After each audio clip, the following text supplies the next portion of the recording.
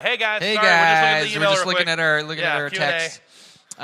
Text and email. I'll go ahead and read this one, and then we can Okay. check on if there's a email. Or Email. anything. Okay. If the Old Testament is for our history, does that mean we should disregard the rules? Yeah. Thinking partly what is written in Leviticus. That makes me think of like the the ritual practices and all that. Right. Well, okay. So this morning, I made a comment about the historical books. The historical books are I can't remember. There's 9 of them, right? There's 9 historical books. It's from Joshua. Yep. 2. And the reason they're called historical books is because they are written in that context. They are written with a context of, let me tell you what did happen in this time frame. That's why we read crazy stories in terms of historical books of what God did, how people perceived it, what it was. The Pentateuch, the first 5, they are absolutely considered our heritage, history, and law. The issue that you're going to run into is in terms of law, in terms of what we should ignore. We don't ignore any of it. The reality is we need to know why they wrote it. Right. When God gave Moses the 10 Commandments, and then through Moses and his father-in-law had encouraged him, hey, look, this is a slave people. There are slave people that need to learn to be free. In a way that will actually bring freedom. And this is not free like, woohoo, anything we want to do, let's go, let's be free. They needed the rules. They needed understanding of wisdom in terms of ideals. So we like to call it ideals and instructions. There are ideals and instructions as to why they wrote them. Now, there's certain things that they said in their society, like one thing was like, hey, don't have tattoos.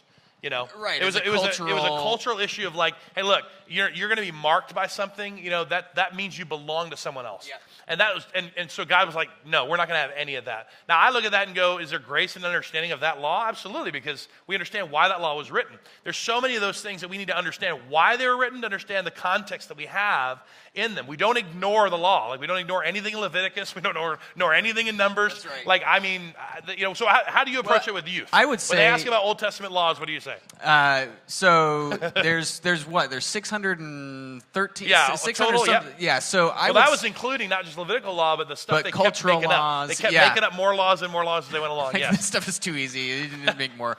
But what I would say is those laws in the Old Testament would point to the perfection that God has set Right. up. Yep. And the fact that, Paul says if you break the law at one spot, you break it in everything. Yep. And so I think from a holistic standpoint, Yeah. we really get a sense for, when you read through that stuff, how holy God is, how much He expects of us, and how all-encompassing maybe the sacrifice that Jesus made for us.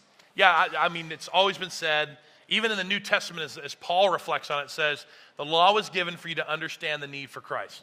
The law was given to help you understand that there's no possible way that you could accomplish all this or do all this. So I even look at some of that and go, okay, I get that. I understand.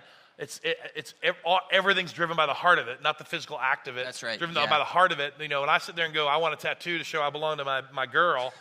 Maybe I need to consider the fact that I don't need to have that tattoo. Right. When it goes back to, I know people have scripture on their arms and legs and all that. I'm just like, that's fine. They want to do that with an thing too. whether absolutely. Or not, we're going to go enjoy a beer after the service, So it's just. Because even in the Old Testament, wine was a commonplace practice, but they still, Old Testament and New, said, look, drunkenness is a sin. Right. So it didn't change any of the law. Like, it was still there, but the reality was the law was given for a purpose. To say, look, you're not going to make wise decisions. It's an ideal and instruction. You do not ever need to have anything control you. Yep. And so when they talk about even those things, it's like, well, now I know why they wrote it. Sure. They had nothing but wine to drink. Yeah. Yeah, they had other things, but it's definitely a wine culture for sure. Yeah. So I agree. I think ignoring is the wrong way, wrong term. Find out why, find out how it works, and go from there. Yeah. Yep. Let me ask you a question, just kind of relating to what you talked about today in fear. Yeah. Don't let that control you. What would you encourage somebody to do?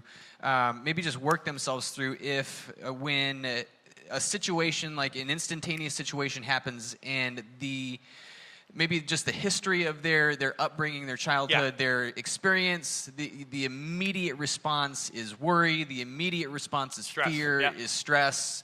Yep.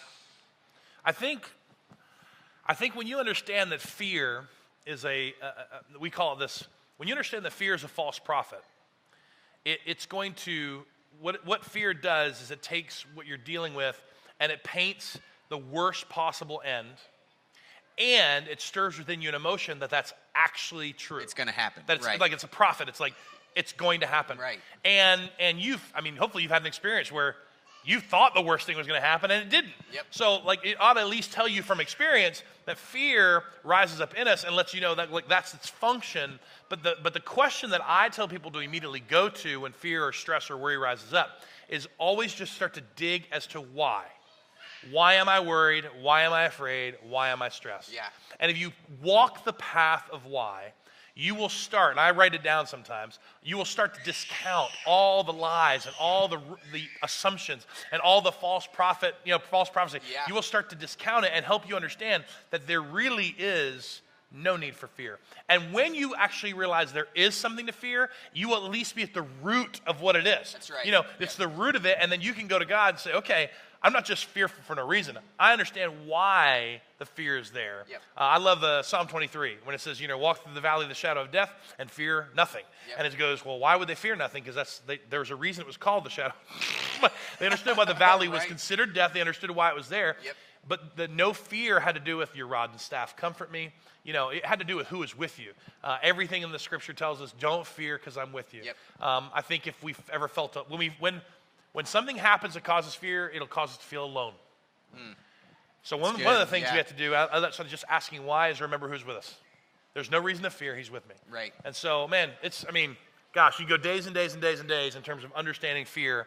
But when you understand why you're afraid, better you understand why you're stressed, better. Even that day we were talking about the properties and stuff, and I'm just like, why would we ever worry? And I'm the one stressed about it. I'm the one figuring it out. And I'm the guy going, you know what? That's just, I wanted to be an example of that. Even I don't even see it coming. And God, I know, is just kind of not laughing at us, but just enjoying the fact that, look, he's patient. He's patient. We're trying to have faith, but even in the moment, we're feeling stressed. Yep. And then going, you know what? And he just gives us a little, taste. I'm and then, still here. I'm still there. God. And then Yeah. we say something like, man, God, why would we ever worry? Yep. Why would we worry about little things or big things when you obviously are here? Yeah. So, yeah. Good question, That's awesome. man. Yeah. Awesome. Well, Thanks, sweet. guys. Be back next week. Awesome. Keep it on going. Thanks, guys. Awesome.